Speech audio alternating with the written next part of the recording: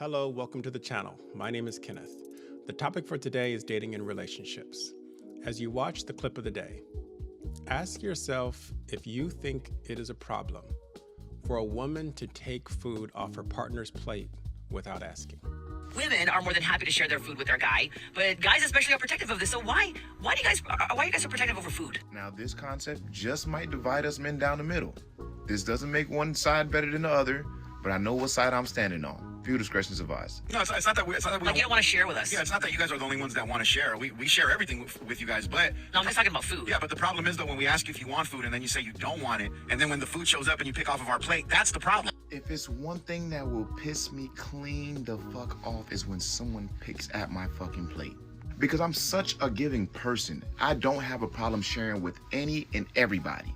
But when you take your crusty ass fork and start picking at my plate before you had a conversation with me, we got an issue. And I don't know what it is with significant others, but that's exactly what every man that has a woman that is in love with him will have to face at some point in time until he draws the fucking line in the sand and say, yo, don't do that shit.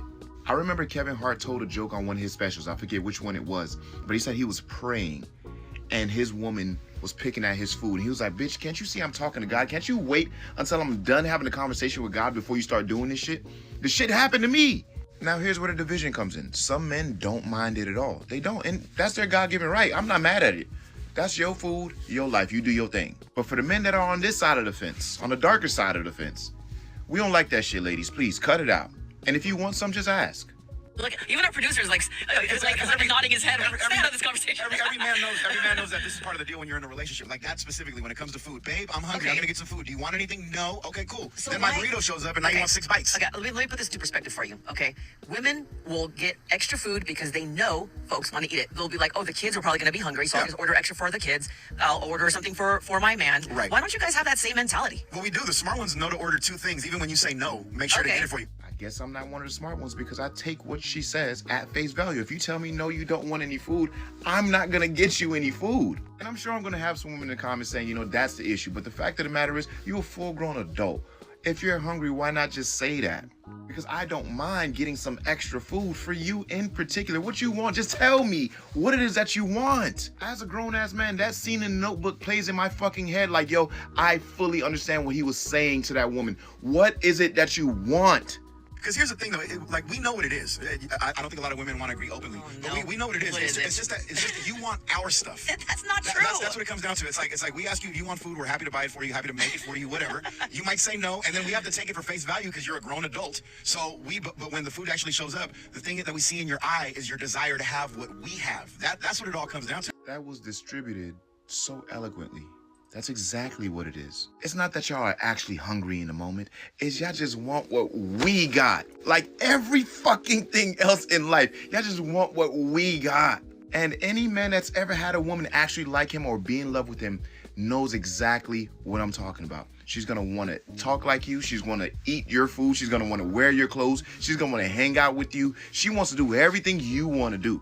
That's when you truly know that she's rocking with you. It just comes at a price, I guess. But I guess maybe that's just something that we all can't really escape, huh? Gotta keep the change. I know that this topic is a little bit humorous, but there are some interesting insights. A man who loves his woman is going to be thoughtful about providing for her needs and for her desires, including her hunger. So when a woman does not communicate that she is hungry and then picks food off her man's plate once it arrives without asking, invalidates her man in their relationship and prevents him from expressing his love for her in a thoughtful way. If the food arrives and all of a sudden she gets hungry, if she were to ask him for some of his food once it arrives, that act of asking reestablishes her man in the relationship, and he can feel like he is providing for her by consenting to her taking food off of his plate. But without that ask, or without the verbal respect for his boundaries, the man can feel invalidated in their relationship. Now, I know there are some people out there who are saying, you know, as a woman, I I don't mind. I'll share my food with my man, and he can take food off my plate however or whenever he wants, and vice versa. I expect to be able to do the same thing for my man. But we're not all the same. If we really put the shoe on the other foot, we would have to select something or examine something that a woman would do for her man, an expression of love that feels nurturing and natural to her. And then the man would have to act in such a way that would prevent her from expressing her love in a nurturing way. In this example, let's just use our imagination as a couple who's married, and the man is working and he's coming home from work. And the woman has decided that she's going to make a nice dinner for him and feed him once he comes through the door. If the man stops at a restaurant and eats before coming home from work, while the woman has been preparing a nice home-cooked meal for him, that man, once he arrives, if he does not eat the food, or she doesn't get an opportunity to feed him and nurture him and quench his hunger, that woman may feel invalidated as a woman in the relationship because she's not able to express her love in a nurturing way that feels natural for her. Have you noticed that in your relationships or in the relationships of your friends or colleagues, whenever people feel invalidated in their relationship, there's always some sort of communication issue?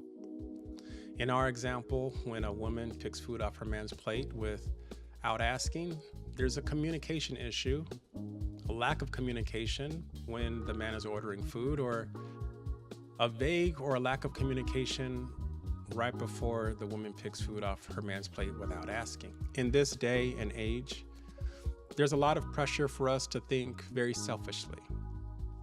If you have experienced invalidation in your relationship or poor communication, and you have found a way to overcome them, share what has worked for you.